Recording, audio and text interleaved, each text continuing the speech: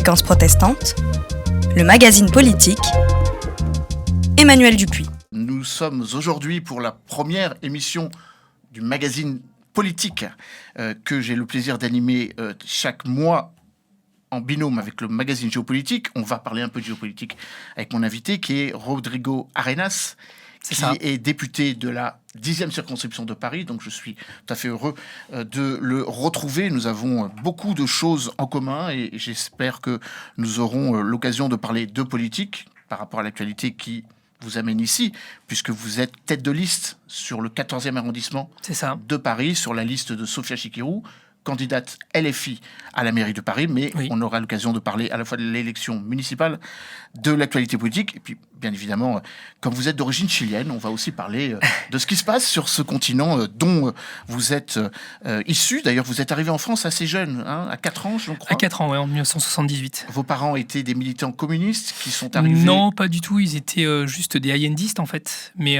quand vous avez un coup d'État comme celui qui a été perpétré par le général Pinochet avec le soutien de la CIA, maintenant c'est connu des États-Unis, en fait, vous êtes tous considérés comme marxistes, communistes, etc.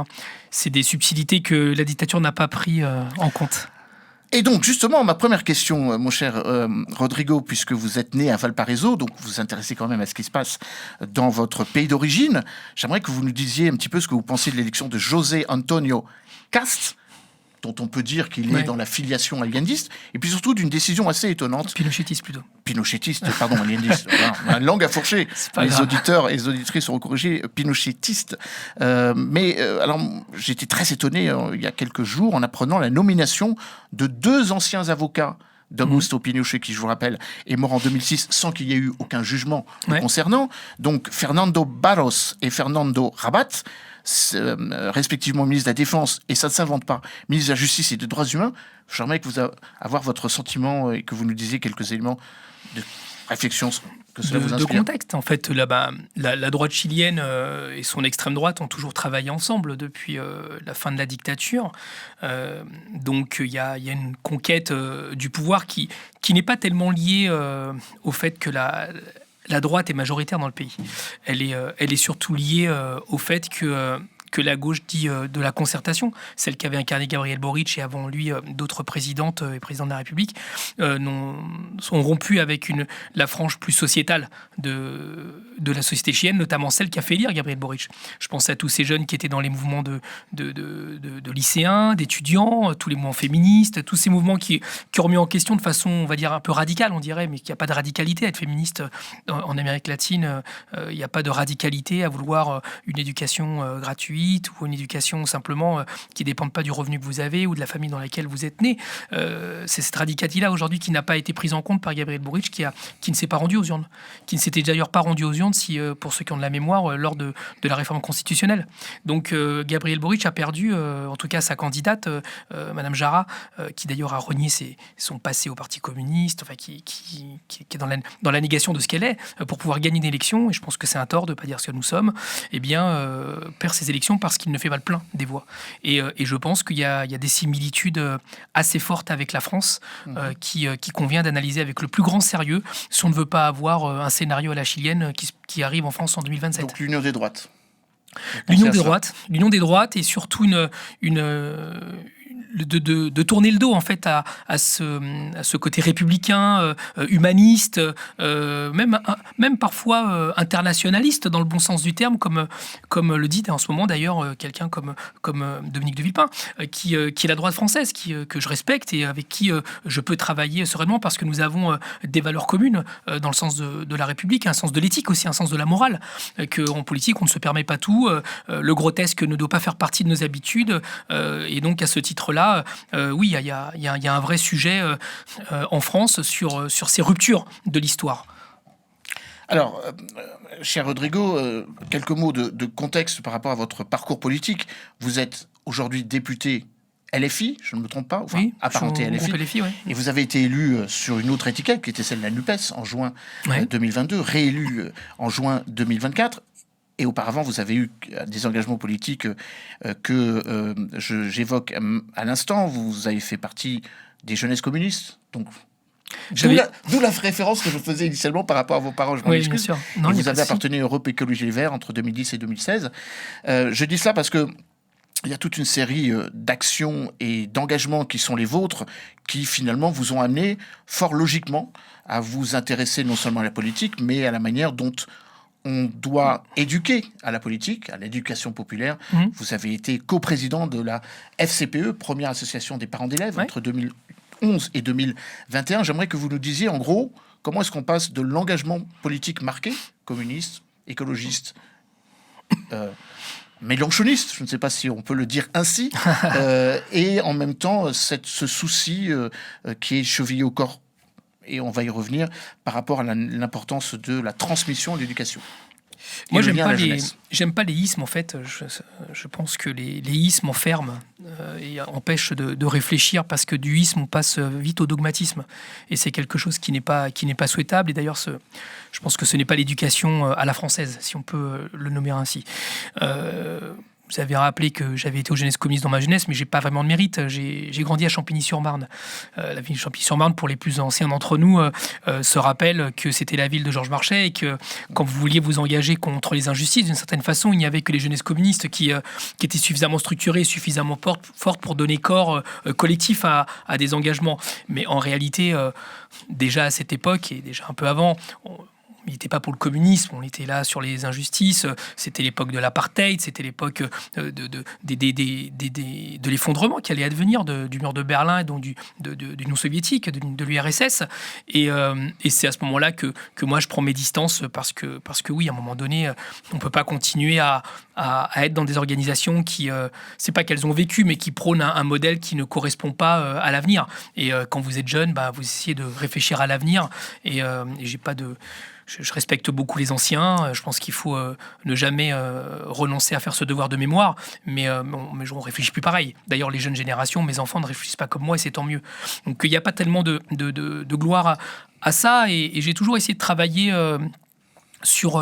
avec des gens avec qui je ne partage pas forcément les idées, ou en tout cas qui ne sont pas forcément dans la même vision du monde. Je pense on ne réussira à s'en sortir collectivement qu'à condition d'échanger avec l'altérité. Évidemment, dans un cadre républicain, comme je l'ai précisé tout à l'heure, je n'ai absolument rien à discuter et à voir avec l'extrême droite française. Nous sommes des opposants. Dans l'histoire de France, quand il y avait des barricades, on n'était pas du même côté, comme dirait l'autre. Et fort heureusement, d'ailleurs, l'histoire de France donne l'espoir qu'à la fin, nous gagnons. Donc c'est plutôt positif. Pas du côté de Thiers, alors? Pas vraiment. De ceux qui appelaient à tirer sur les Français. J'aurais plutôt été à l'intérieur des murs parisiens. J'étais pas né. mais je garde en mémoire quand même la Commune de Paris à laquelle vous faites référence, parce que, comme vous l'avez rappelé, je suis un grand militant de l'école publique. Je crois à ça. Je pense que l'école universelle passe par l'école publique et sa défense. C'est là où nous avons connu pour la première fois l'école gratuite, notamment les fournitures gratuites pour les enfants, la cantine mise à disposition des enfants, les centres de PMI pour les enfants. C'est-à-dire que la commune a apporté aussi des choses qu'aujourd'hui on a oubliées, qui ont leurs racines il y a longtemps, et qui doivent aujourd'hui être réactivées. D'ailleurs, on en parlera peut-être tout à l'heure si on parle des municipales. Ensuite, l'écologie, oui, parce que le mur de Berlin tombant, je me suis rapproché... D'abord parce que vous l'avez rappelé, j'ai des origines sud-américaines, donc c'était l'époque du sous-commandant Marcos, c'était l'époque de l'altermondialisme, c'est-à-dire des voies de via campesina, notamment le rapport à la terre, à la production. On en parle aujourd'hui avec les révoltes paysannes que nous connaissons.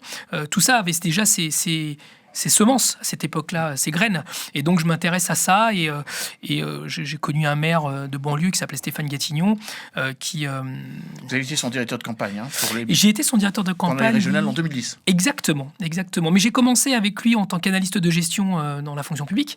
C'était un jeune maire, et petit à petit, c'est un ancien des Jeunesses communistes aussi, petit à petit on a cheminé vers Europe Écologie, parce qu'on trouvait qu'une organisation qui allait de Danny Cohn-Bendit jusqu'à Eva Joly, en passant par José Bové, c'était quelque chose qui nous parlait à ce moment-là. Et je regrette pas ces années-là. Mais le fait est que quand vous êtes dans la politique, les mains dans le cambouis, à un moment donné, l'électoralisme, la politique qui est pensée comme un marché, dans lequel chacun essaye d'avoir son petit morceau de fromage, à un moment donné, vous saturez. En tout cas, moi, j'ai saturé. C'est l'époque aussi où je deviens père de famille, où j'essaye de réfléchir à l'éducation, l'école, et je trouve plus trop ma place là-dedans. Et donc, je me jette à bras perdus dans le monde associatif, en allant jusqu'à prendre des responsabilités dans la fédération des parents d'élèves qui s'appelle la FCPE. Et alors justement, vous avez quand même comme ligne directrice, comme fil d'Ariane, ce lien à l'éducation. D'ailleurs, on avait eu l'occasion d'en parler précédemment. Vous avez eu une action que je trouve moi assez remarquable pendant le confinement, où vous avez essayé de trouver les moyens de garder ce lien, de faire société, avec des actions assez fortes en direction de la communauté éducative. Vous avez cru assez rapidement à l'impact du confinement et la manière dont l'éducation devait être repensée à travers donc une rupture dans l'homogénéité donc entre le professeur, le sachant et l'élève.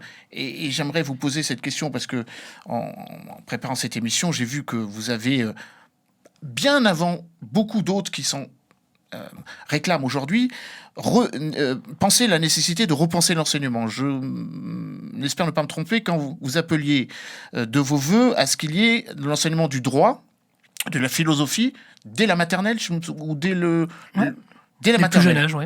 Alors, avec des pédagogies adaptées. Comment est-ce qu'on apprend la philosophie en maternelle? Alors, je suis très curieux de savoir. Et de ce point de vue, pour l'édification des auditrices et des auditeurs, vous allez plus loin avec le renforcement de ce qu'on appelle l'EMC, l'éducation morale et civique, qui sont enseignés trop peu. C'est le professeur qui se permet de le dire dans ce qu'on appelle désormais la filière histoire, géographie, géopolitique et sciences politiques, mais ce n'est qu'en terminale. Comment est-ce qu'on appelle à la raison, au discernement, dès le plus jeune âge? En fait, avec une arme qui est celle des enseignants, qui s'appelle la pédagogie.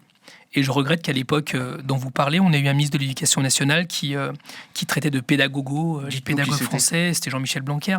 Je regrette que certains des esprits les plus réactionnaires de notre pays, les plus conservateurs, aient donné flanc à cela, non pas parce qu'ils voulaient une école émancipatrice, c'est parce qu'ils avaient en vue de retourner à l'école qu'ils eux-mêmes ont connue et qui faisait de l'école en fait un moyen d'exclure un certain nombre de nos concitoyens. Je pense que dans le siècle dans lequel nous sommes, nous avons besoin d'avoir accès au plus de connaissances et de savoir, de savoir-être, de savoir-faire, parce que c'est ça faire société, et que les rapports ont beaucoup évolué, les rapports sociaux ont beaucoup évolué, y compris au sein des familles. La famille d'aujourd'hui n'est pas la famille des années 40. Tout ça a changé, tout ça a évolué. L'école ne doit pas s'adapter, elle doit prendre en compte cela pour faire en sorte que les enfants soient libres, éclairés. Et à ce titre-là, vous savez, la France est détentrice de la chaire de philosophie à hauteur d'enfant par une dame que je connais très bien, qui est une amie, qui est devenue une amie, qui s'appelle Edwige Chirouté. Et donc, il y a des techniques pour cela. Moi, j'ai fait un tour de France en tant que député de la philosophie à hauteur d'enfant. C'est-à-dire que, oui, il est tout à fait possible, non pas d'être dans un rapport avec les tout-petits, un rapport scolastique, un rapport académique, peu importe de savoir que Aristote était ceci, cela. C'est pas ou que Socrate a vécu à tel moment, ou que plus proche de nous, Heidegger et d'autres avaient ces caractéristiques-là. Non, c'est le sens de ce que dit la philosophie. Comment est-ce que la philosophie permet de comprendre le monde dans lequel nous habitons, le monde que nous vivons, et de pouvoir s'y adapter et pouvoir le réfléchir pour construire le rapport à soi, le rapport aux autres, le rapport au monde. Et quand on est écologiste, je prétends en tout cas aller dans ce sens et le défendre, oui, le rapport au monde s'interroge. On ne réfléchit plus le rapport à la planète, le rapport au vivant aussi, de la même façon que quand moi j'étais enfant, et que cela, ce sont les enseignants qui doivent le transmettre. Transmettre quoi? Ce que disent les universitaires, puisque c'est à l'université qu'on produit les concepts et les nouvelles découvertes qui permettent d'évoluer en tant qu'espèce. Donc à partir de là, oui, il faut enseigner cette philosophie dès le plus jeune âge, et notamment au lycée. J'ai été très sévère, et je le suis toujours d'ailleurs, avec Jean-Michel Blanquer, mais c'est pas tellement lui le problème, c'est toute la philosophie éducative justement qu'il véhicule quand ils ont retiré au lycée professionnel la philosophie. C'est quand même une drôle de façon de permettre à la jeunesse de s'interroger sur elle-même quand on retire la seule discipline qui permet de le faire. C'est comme si on vous demandait de savoir compter et qu'on vous retire les mathématiques. C'est un peu compliqué. Donc, vous voyez, c'est ça aujourd'hui qui est en tension. Et j'ai évolué là-dessus, notamment sur penser avec d'autres. D'ailleurs, j'ai échangé avec son ancien directeur de cabinet, Christophe Querero, qui a fait un excellent ouvrage que je vous invite à lire, dans lequel nous sommes des partisans du lycée unique. c'est-à-dire un lycée qui ne sépare plus la tête et les mains. D'ailleurs, quelle drôle d'idée que l'espèce humaine se soit séparée des savoirs techniques en privilégiant les savoirs intellectuels, si ce n'est pour avoir une organisation de la société qui va avec aussi, de montrer que ceux qui ont les mains dans la terre sont des métiers sales, et ceux qui ont le stylo à la main et la tête dans les étoiles sont des métiers propres. Donc vous voyez, c'est ça aujourd'hui dont nous souffrons, et oui, je pense que le Covid nous a appris ça d'ailleurs, qu'un 20 sur 20 en mathématiques, ça vaut autant qu'un 20 sur 20 en mécanique. Pourquoi ? Parce qu'il y a besoin aujourd'hui de renouer avec ça. Vous voyez, quand les téléphones portables, moi j'ai eu la chance de travailler avec le philosophe Bernard Stiegler sur les questions de l'automatisation, du rapport au savoir, comment est-ce que les écrans influencent la captation de l'attention. Eh bien oui, je pense aujourd'hui, pour en avoir discuté avec des enseignants et des pédagogues sud-coréens qui sont aussi confrontés à ces difficultés-là de la place des écrans au niveau de la jeunesse, qu'il faut remettre des matières qui recaptent l'attention. Alors c'est aussi basique que faire des origamis, donc voilà comment faire avec des petits, que faire des ateliers de couture ou des ateliers de cuisine, comme c'était le cas il y a longtemps, qui permet aux élèves de se concentrer et de ne pas être dans un rapport d'immédiateté, parce que le respect de la matière noble, le respect du savoir-faire, le respect des traditions, passe aussi par l'école. Et c'est, je pense, un espace à reconquérir. Alors, pour compléter votre propos, évidemment, une phrase que les auditrices et les auditeurs ont tous en tête, on ne naît pas citoyen, on le devient. Oui. C'était une phrase que Spinoza avait écrite, que Alain avait réinterprétée, le philosophe Alain également. Et puis surtout, j'appelle aussi, je rappelle aux auditeurs et aux auditrices que vous avez vous-même écrit un ouvrage qui décrit cela, Dessine-moi un avenir, en 2020, où vous justement vous appelez à ce que les jeunes puissent aussi s'approprier leur futur devenir. Alors, vous avez une appétence pour les questions éducatives forte, on l'a comprise. Mais je ne suis pas enseignant. Vous n'êtes pas enseignant, mais vous avez quand même fait beaucoup de choses dans ce domaine, et j'aimerais que l'on puisse revenir, non pas sur une polémique, mais sur un sujet qui vous a concerné et sur lequel vous êtes parfaitement engagé, c'est celui justement des programmes, puisque vous avez été nommé au Conseil supérieur des programmes. Alors la petite polémique, qui n'en est pas une, car elle a été instrumentalisée sans doute à dessein, consisterait à dire que vous ne seriez que le seul élu de gauche qui fasse partie de cette commission. J'ai bien vérifié, non, puisque vous siégez aux côtés de Anne-Laure Blin, qui est LR, Anne Sicard, RN. Alors, Paul Vanier, j'ai bien compris. Non, je le remplace. Vous remplacez Paul Vanier. C'est pour ça que j'ai un petit doute. Je prends la suite. Vous prenez la suite de Paul Vanier, mais également le sénateur Max Brisson, chargé de l'éducation pour les LR, Annick Billon du UDI, et le dernier doit être David Ross, PS. Donc, la gauche est ultra minoritaire dans cette instance. Pour effectivement rappeler les... Et je le regrette. Remettre la chapelle au milieu l'église au milieu du village, vous n'êtes pas le seul élu de gauche. Dites-nous comment votre fonction de député et de membre du Conseil supérieur des programmes va vous amener peut-être à impulser une dynamique que jusqu'à présent il n'y avait pas dans les programmes éducatifs du secondaire. Qu'est-ce que vous entendez faire en tant que membre désormais du Conseil supérieur des programmes?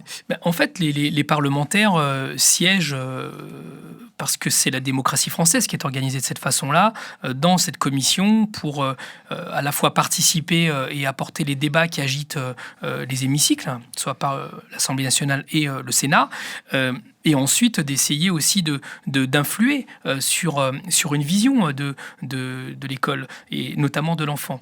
Par exemple, il y a le débat actuellement des rythmes scolaires qui se posent. Alors, ils se posent évidemment plus comme en 2004 avec les 4 jours et demi. Aujourd'hui, le temps de l'enfant ne se résume pas à l'école. Il y a la question du périscolaire, il y a la question des centres sociaux, il y a la question des vacances. Vous voyez, c'est quelque chose de plus vaste. Aujourd'hui, le temps éducatif de l'enfant, on le réfléchit au moins sur 6 jours. Parce que oui, quand vous êtes quand vous faites de la musique, quand vous faites du sport, c'est un temps éducatif aussi. On doit l'intégrer dans la réflexion. Donc on essaye de porter ça, et donc les études le disent, notamment les indicateurs qui sont critiquables, comme PISA, comme PIMSS, c'est tous ces indicateurs que maintenant tout le monde connaît, ou en tout cas ont une idée de leur existence, indiquent qu'en France, nos élèves, nos enfants sont dans des rythmes trop intenses, c'est-à-dire le temps qui est consacré pour assimiler les programmes. Donc il y a un vrai sujet là-dessus. Et après, il y a un sujet aussi sur les contenus. Comment est-ce qu'on fait en sorte que les contenus permettent, par exemple, que nos enfants qui sont sur les réseaux sociaux et qui souvent sont influencés par ce qu'ils voient, ne basculent pas de façon massive sur l'idée que la Terre serait plate. Vous voyez ? Ou que tout à coup...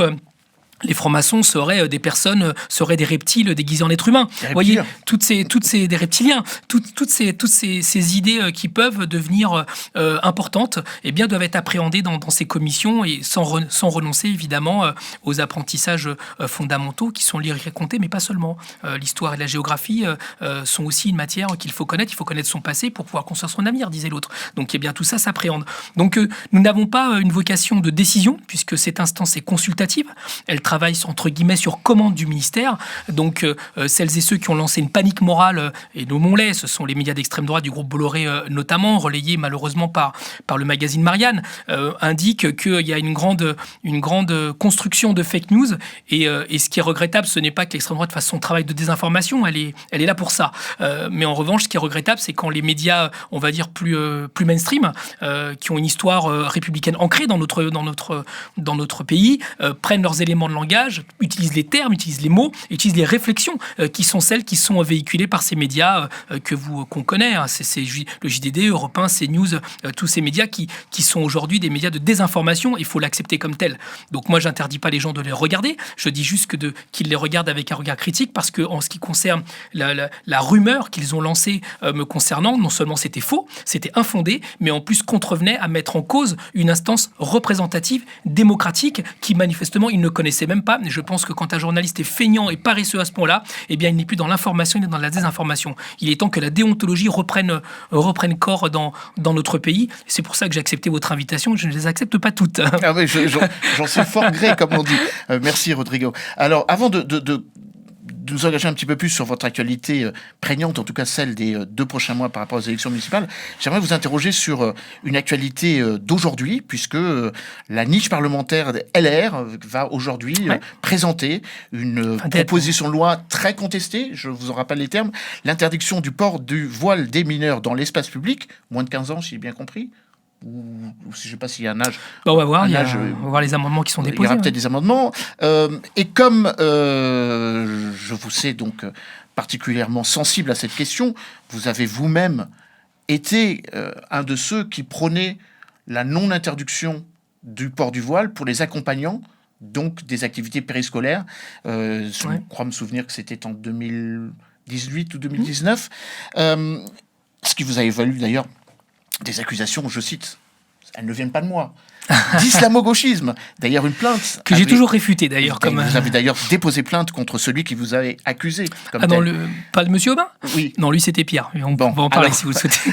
Vous direz un mot, évidemment, mais j'aimerais avoir votre sentiment sur cette niche, sur cette proposition de loi. Bon, évidemment, Europe Écologie Les Verts, LFI, la qualifie d'ores et déjà de loi islamophobe. Comment est-ce que vous appréhendez cette proposition de loi qui sera présentée aujourd'hui à l'Assemblée ?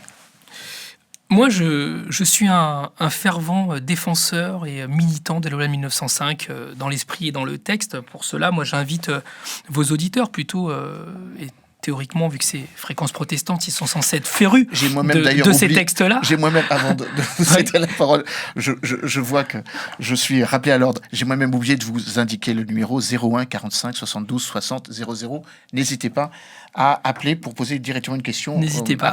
Allez-y. Oui, moi je les invite vraiment à lire la loi de 1905, ce qu'elle dit, ce qu'elle cadre, et aussi les échanges qui avaient lieu à l'Assemblée nationale à cette époque. C'est parfaitement public, il n'y a aucun secret là-dessus. Et je suis aussi un défenseur de la loi de 2004. Et là, à gauche, il y a un sujet. Parce qu'il y en a qui pensent que la loi de 2004 peut être une loi inutile, peut-être. Je pense, comme Aristide Briand, que la laïcité ne se résume pas à une affaire de chiffon. Et quand je dis ça, je sais que c'est provocateur, mais c'était déjà de la provocation en 1905. Pourquoi je dis ça ? Parce que la loi que vous parlez pose la question du voile. Pas le projet de loi. La proposition de loi, et qui, j'espère, ne sera pas adoptée. Et étant donné que je pense que les êtres humains ont le droit d'avoir une croyance et de l'exprimer dans l'espace public, parce qu'une religion ne se transmet pas comme un virus, sinon il n'y aurait pas des temples, il n'y aurait pas des églises, il n'y aurait pas des synagogues, il n'y aurait pas des mosquées, et on n'y aurait pas des catéchèses pour essayer d'expliquer les paroles qui sont inscrites dans les textes.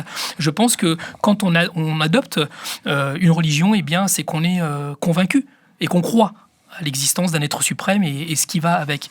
Et à partir de là, j'ai essayé de ne pas prendre les gens pour des imbéciles. Donc oui, pourquoi le voile ? Et pourquoi pas la kippa ? Et pourquoi pas les croix ? Et pourquoi pas les turbans ?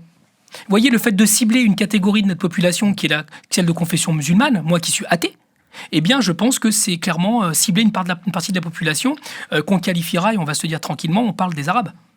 Et je pense que ce n'est pas une bonne loi parce qu'elle va accentuer un clivage qui n'est pas nécessaire pour aller vers une concorde nationale. Je pense que nous n'avons pas besoin de ça. Nous avons appris dans l'histoire de France, d'ailleurs les guerres de religion ne sont pas neuves dans ce pays, qu'il n'y avait pas d'issue dans la conflictualisation. Il n'y avait pas d'issue dans l'élimination. Il n'y avait une issue que dans la recherche d'une concorde, et que oui, aujourd'hui, la France de 2025 doit composer aussi avec les Françaises et les Français avec qui nous habitons, et qu'à ce titre-là, il n'y a pas lieu, quand nous sommes parlementaires, de cibler une catégorie de la population plus qu'une autre sur la question du droit. D'ailleurs, vous avez précisé la question j'avais soutenu, oui, c'est vrai, les mamans qui portaient un foulard, qui faisaient des sorties scolaires, parce qu'il y a des grandes confusions dans notre pays. Et il est bon qu'une fédération de parents, indépendamment de ce que pense son président, dise le droit. D'ailleurs, personne n'a jamais pu, y compris Jean-Michel Blanquer, remettre en question le fait que j'étais parfaitement dans la légalité et que lui, en revanche, était dans l'illégalité. Parce que quand vous êtes ministre de la France, et fortiori de l'Éducation nationale, ou quand vous êtes président d'une association, vous ne vous appartenez plus. Vous n'êtes pas en droit de remettre en question la loi. Vous n'êtes pas en place de remettre en question le droit commun. Et je pense que ce ministre-là a été plus un militant de ses convictions personnelles plutôt que de rechercher une pacification. Ces mamans-là ne sont pas là pour des raisons éducatives et pédagogiques. Elles sont là pour la sécurité des enfants.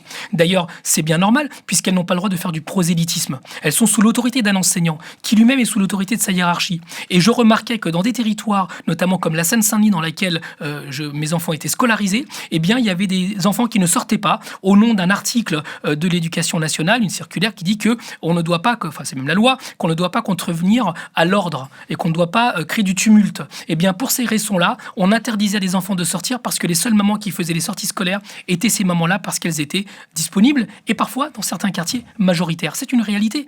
Donc, vous voyez, de jeter le discrédit sur ces mamans-là n'était pas juste, d'autant plus qu'elles avaient la loi de leur côté. Et je disais à l'époque que oui, ces mamans-là pouvaient le faire, mais aussi les papas avec une kippa, mais aussi des parents sikhs avec un turban, parce qu'ils n'étaient pas là pour faire du prosélytisme, ils étaient là pour accompagner les enfants et ça s'arrêtait là. Il faut arrêter aussi de prendre les enfants pour des imbéciles. Ils savent très bien dans quel milieu ils habitent, ils savent très bien ce qu'ils sont, et ce n'est pas parce que vous croisez un musulman, un protestant, un catholique ou un orthodoxe que tout à coup vous allez être contaminé et embrasser une religion de cette façon-là. Ils pensent eux, et c'est là leur tort, qu'en voyant un voile, les enfants vont se convertir. Attendez, toutes ceux qui s'intéressent aux religions savent que c'est un peu plus sérieux que ça. D'ailleurs, pour la petite histoire, puisque vos camarades élus, en l'occurrence écologistes, prennent cela à la rigolade, je cite... Non, c'est sérieux. C'est sérieux, mais eux le prennent à la rigolade. En tout cas, je l'interprète comme tel, en évoquant le fait qu'il puisse y avoir de facto, par rapport à l'imprécision du texte, par rapport à la proposition de ce texte, interdiction pour les chabots de cow-boy, pour les danseuses de country, puisqu'il s'agit dans la loi donc de dissimuler la chevelure. C'est ça qui est mentionné dans le texte. Donc, interdiction à tout parent d'imposer à sa fille mineure ou de l'autoriser à porter dans l'espace public une tenue destinée à dissimuler sa chevelure. Il n'est pas question du voile. Donc, je faisais ce petit aparté. Cher Rodrigo, je vous propose une petite pause musicale qui, j'espère, vous fera plaisir, ou en tout cas sourire. Et ensuite, nous rentrerons dans l'actualité qui vous concerne, non pas au premier chef, mais qui va vous occuper pour les prochaines semaines, l'élection municipale à Paris. El pueblo unido jamás será vencido. El pueblo unido jamás será vencido. El pueblo unido jamás será vencido. De pie cantar que vamos a triunfar. Avanzan ya banderas de unidad y tú vendrás marchando junto a mí y así verás tu canto y tu bandera flor.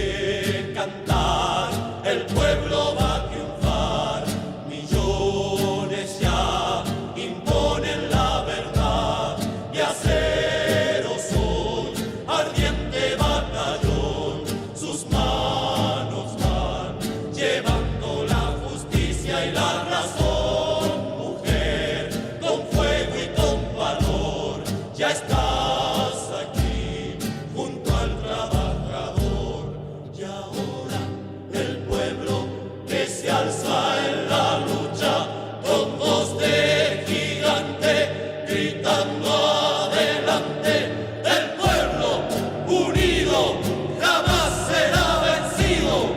El pueblo unido jamás será vencido.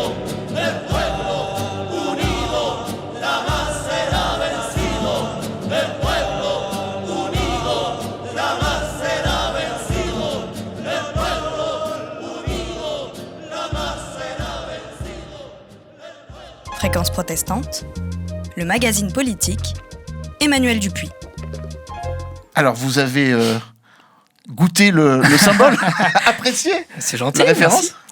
Ouais, c'est Vos origines chiliennes? Oui, c'est la chanson d'Equila Payún, c'est toute mon enfance qui remonte. C'est une chanson qui met toujours les poils, comme on dit, et c'est toujours agréable. Mais ça dit deux choses. D'abord que la culture est absolument indispensable pour un changement de société. On ne peut pas penser à un changement sans les artistes, dont la vocation, justement, est de sentir avant tout le monde ce qui va advenir. Moi, je suis un grand amateur de science-fiction et je regarde avec des yeux assez hallucinés parfois que ce que nous vivons a déjà été décrit dans des livres de science-fiction et parfois chez des chanteurs, mais surtout l'Equila Payún, vous savez, c'est quand vous entendez El Pueblo Unido, c'est-à-dire le peuple uni, ils disent d'abord que le peuple existe, ce qui n'est pas une évidence en démocratie. Le peuple existe en France avec notre ami Mirabeau, qui dit qu'il sortira par la volonté du peuple. On n'entend pas le peuple avant, c'était le tiers-état. Donc ça, c'est une entité politique. Mais surtout que le peuple, c'est pas être pauvre. Et là, je pense que, moi qui suis quelqu'un de gauche, il y a parfois des confusions théoriques. Quand on dit populaire, on pense aux pauvres. Non, populaire, c'est une culture. Et je pense que c'est important de le dire dans ces moments où parfois il y a des approximations par rapport au mot populaire et qu'on a tendance, du coup, par abandon de cette notion que populaire, ce n'est pas être pauvre, c'est une culture, de faire une confusion entre populaire et populiste. Merci pour cette très utile précision. Alors, Rodrigo, vous êtes candidat sur la liste de Sofia Chikirou, candidate elle-même pour la mairie de Paris. Vous êtes tête de liste dans le 14e arrondissement. C'est vrai aussi. Pas encore désigné, mais je pense que ça ne saurait tarder, courant février, si j'ai bien compris, sur la liste des conseils de Paris. Alors, avant de commencer sur vos identifiants, expliquez aux auditrices et aux auditeurs ce qui va changer cette année, puisqu'il y a une loi qui a été votée en août dernier, ce qu'appelle la loi Paris-Marseille-Lyon, enfin PLM, PLM, Paris-Lyon-Marseille, et qui va un peu changer la manière dont le vote va être exécuté. Quelques mots. D'un point de vue technique, il va y avoir deux urnes. Une urne pour élire les conseillers de Paris, puisque Paris est à la fois ville mais aussi département. Et ensuite, il y aura un vote pour les conseillers d'arrondissement, pour les mairies d'arrondissement. Donc ce sera deux urnes séparées dans lesquelles il y aura deux listes différentes. Et donc les habitants, enfin les Parisiennes et les Parisiens seront amenés à voter deux fois. Donc il faudra bien faire attention à voter deux fois. Dans le même bureau de vote ou dans deux bureaux de vote différents? Non, ça sera dans deux bureaux de vote différents parce que c'est compliqué à organiser. A priori, ça sera ça, à moins qu'il y ait des revirements, mais je ne le pense pas.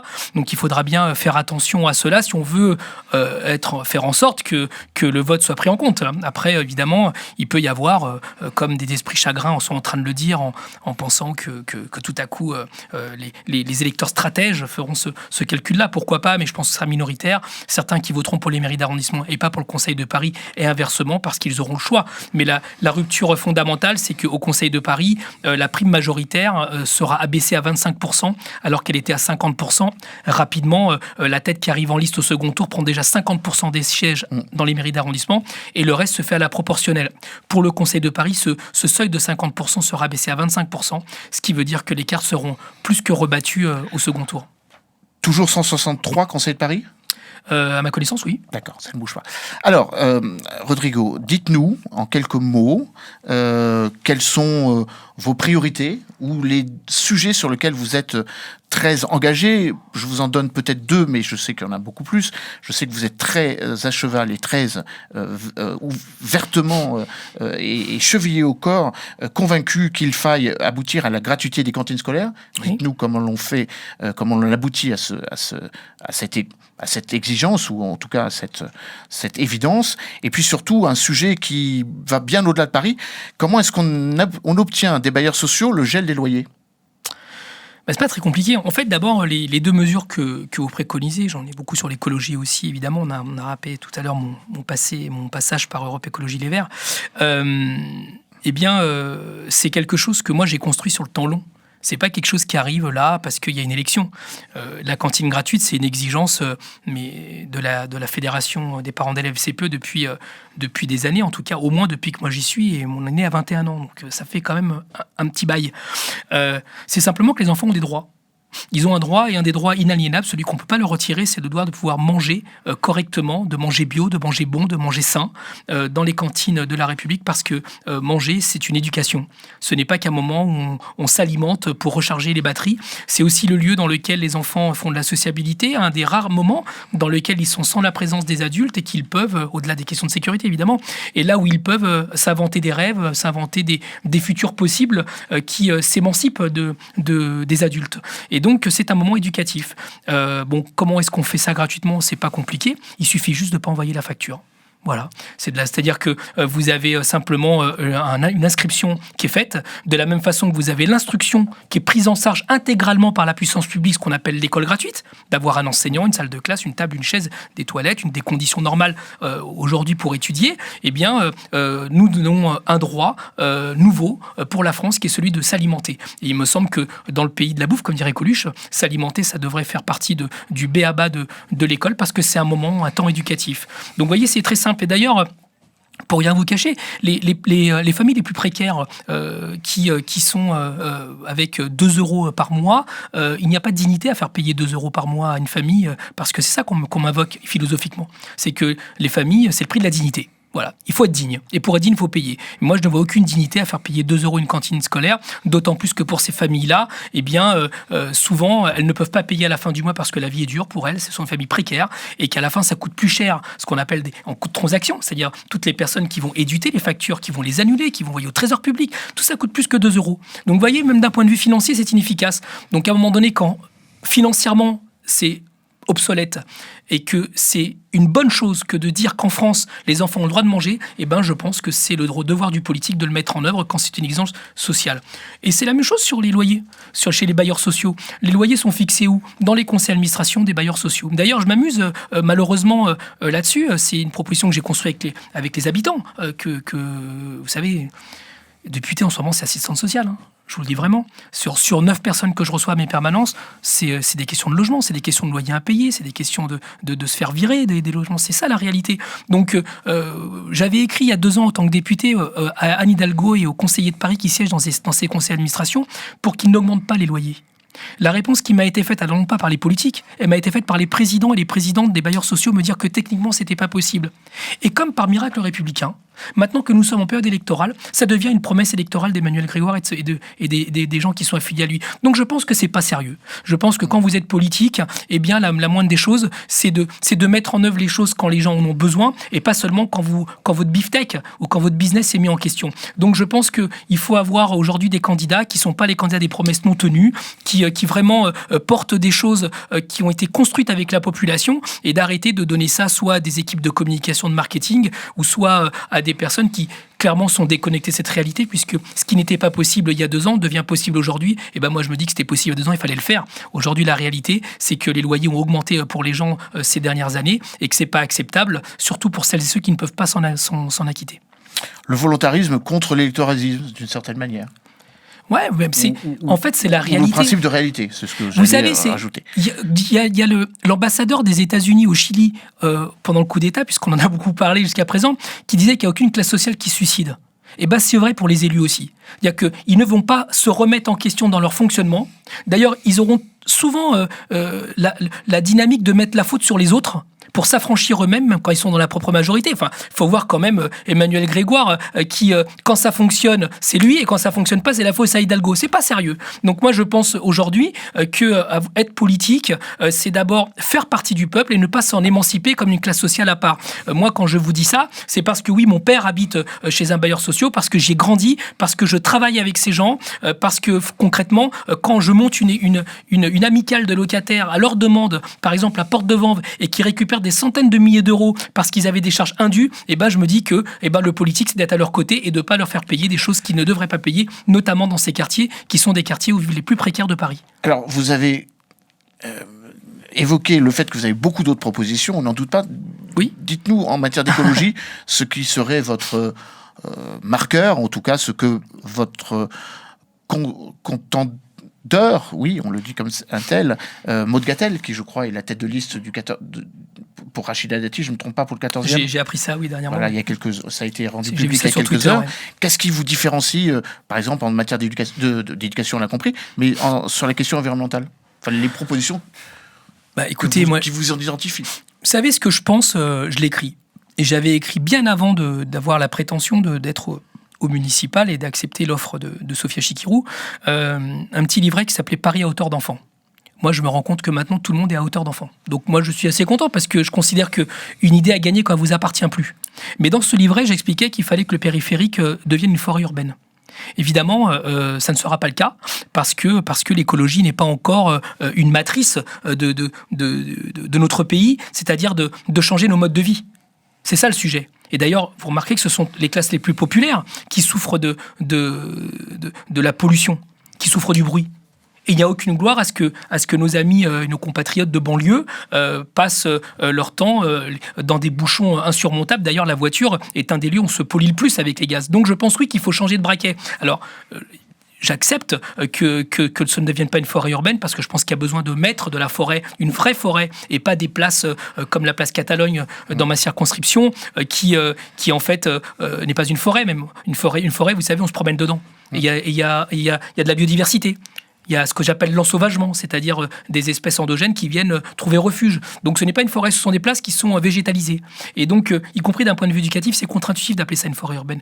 Donc là, je m'oppose évidemment à Maud Gattel, et vous l'aurez compris aussi un peu à la majorité sortante, parce que eux sont pour remettre la voiture. En tout cas, Maud Gattel est pour remettre la voiture. D'ailleurs, Sarah Knafo, qui fait la candidate de Reconquête, qui fait des belles animations parisiennes sur intelligence artificielle, dit clairement qu'elle veut remettre les voitures sur les voies sur berge. Donc, vous voyez, c'est cette façon de changer les modes de vie qui me semble ne pas adaptée au monde dans lequel nous sommes. Et je pense que mon adversaire dans le 14e emprunte cette voie de remettre de la voiture dans Paris, c'est-à-dire le vieux modèle de feu Giscard d'Estaing, Pompidou et Chirac et toutes ces personnes de droite pour quelle scène je peux avoir du respect d'ailleurs, mais qui imaginaient qu'une autoroute devait traverser Paris.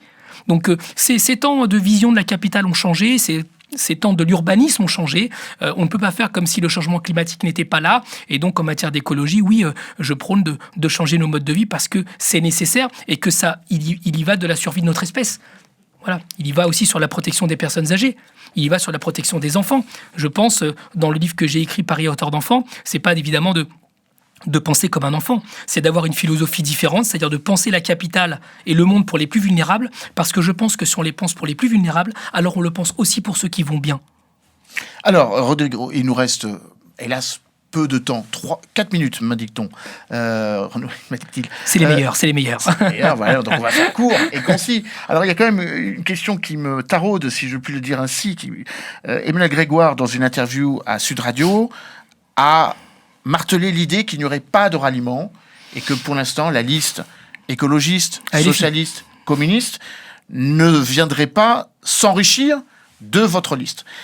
Alors, on peut faire un parallèle, puisque de l'autre côté, la liste de Rachida Dati pourrait s'adjoindre un certain nombre d'élus de la liste menée par Pierre-Yves Bournazel, que je salue, vieux copain de Sciences Po, par ailleurs, et de Sarah Knafo. Comment est-ce que vous estimez la prise de parole, il y a encore quelques jours, qui date il y a quelques jours, d'Emmanuel Grégoire? Je pense que c'est une faute politique. Je pense que c'est une faute morale. Et je pense que c'est une faute éthique que de faire un parallèle coupable entre la France insoumise et Reconquête. Je pense que quand on est de gauche, on ne parle pas comme ça. Moi, je dirais jamais qu'Emmanuel Grégoire c'est Dati en homme. Parce que j'ai du respect pour les socialistes. J'ai du respect pour les socialistes qui sont pour le socialisme. Parce que ça vient de là, Parti socialiste. Et je pense que de faire un amalgame sur une radio qui s'appelle Sud Radio, pour ne pas la nommer, comme si la France insoumise et Reconquête, c'était Kif Bourrico, franchement, c'est indécent. C'est indécent, d'autant plus qu'il a été élu avec les voix de la France insoumise quand il a été élu député. Donc, à un moment donné, il faut aussi savoir regarder sur le rétroviseur. Et ce que je remarque quand même, c'est que, y compris au sein de ses alliés, ceux qui ont été parmi ses premiers soutiens, quand il a fait campagne contre le candidat d'Anne Hidalgo, le sénateur Rémi Féraud, il ne se retrouve pas sur la liste pour être conseiller de Paris. Donc quand vous n'êtes pas capable de protéger les gens qui vous font élire, les gens qui vous ont aidé, en tout cas ceux qui n'ont pas tourné le dos quand c'était dur, notamment au moment du Front républicain contre l'extrême droite, c'est indigne de tenir ces propos-là. Il ne protège pas ses proches, et je pense que quelqu'un qui ne protège pas ses proches n'est pas en capacité de protéger les Parisiennes et les Parisiens. D'autant qu'il n'est pas le candidat d'Anne Hidalgo, mais celui de son prédécesseur, M. Delanoë, qui le soutient vertement. Et qui est très critique avec lui dernièrement, j'ai cru comprendre. Par rapport à par rapport à quelle question? Il a dit clairement qu'il regrettait que Emmanuel Grégoire se soit allié aux écologistes parce qu'il n'avait plus de réserve de voix au deuxième tour, et qu'il regrettait que Daniel Simonet soit sur sa liste. Absolument, puisque c'est une ex-LFI. Donc vous voyez, tout ça c'est de la politicaillerie, tout ça c'est des calculs de bas étage, et tout ça ne répond pas aux besoins de mouvements dans la société que la France Insoumise porte elle aussi. Donc quand on en est à penser la gauche avec des esprits chagrins et une vision rabougrie, ce n'est pas sérieux, ce n'est pas de cette façon-là qu'on pourra gagner et garder Paris à gauche. S'il veut donner l'avis à Dati, qu'il le dise tout de suite. En tout cas, ce qui est certain, c'est que je trouve insupportable qu'il ait prêté le flanc, lui et certains de ses amis, à reprendre ces termes de l'extrême droite et une partie de la Macronie qui considérait que la France Insoumise soit des antisémites pour commencer, et que maintenant ce soit des symétriques de reconquête de Sarah Knafo, qui est clairement aux antipodes des valeurs que nous portons. Je pense que c'est coupable, et puis il a le droit de s'excuser, parce que franchement, pour moi qui suis une victime de l'extrême droite justement avec mes parents, je prends de façon très viscérale, et il a mon téléphone, il peut m'appeler pour me dire que soit ses propos ont dépassé sa pensée, ou en tout cas qu'à travers ce qu'il a dit, il m'insulte moi, mais aussi tous les électeurs qui l'ont fait lire en tant que député. Il peut s'excuser publiquement, puisqu'il l'a fait publiquement sur Sud Radio. Il lui reste encore quelques semaines pour le faire. Voilà. Alors, il nous reste le pardon est salutaire, et c'est pas sur Fréquence Protestante qu'on dira le contraire. Très peu de temps, il nous reste plus de temps, me dit-on. Allez, une dernière question en 30 secondes. Votre groupe dépose une motion de censure demain. Oui. Est-ce que vous y croyez ? Moi, j'y crois toujours, parce que, comme dirait l'autre, il n'y a que les batailles qu'on ne mène pas qu'on ne peut pas gagner.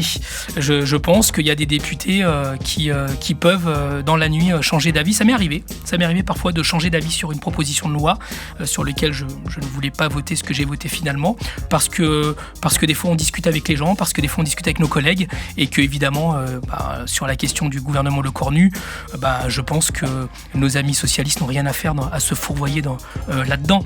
Les quelques millions d'euros qui vont gratter ne sont sans aucune mesure par rapport aux milliards d'euros qui vont continuer à être donnés à des gens qui n'en ont pas besoin. Je parle des hyper-milliardaires pour qui finalement la société, le collectif, les impôts orientent la richesse aux dépens de ceux qui en ont vraiment besoin. Voilà, même quand on est charitable, il convient de donner à ceux qui ont besoin et pas ceux qui ont déjà trop.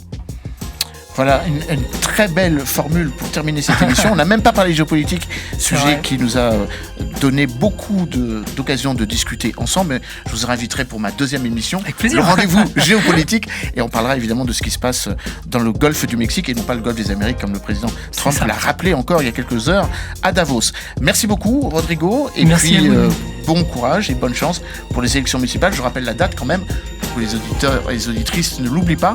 Premier tour, 15 mars, deuxième tour, 22 mars, donc 2 votes à Paris. Exactement. Merci à vous, et rendez-vous le mois prochain pour mon rendez-vous politique, et dans quelques semaines pour le rendez-vous géopolitique. Fréquence Protestante, le magazine politique, Emmanuel Dupuis.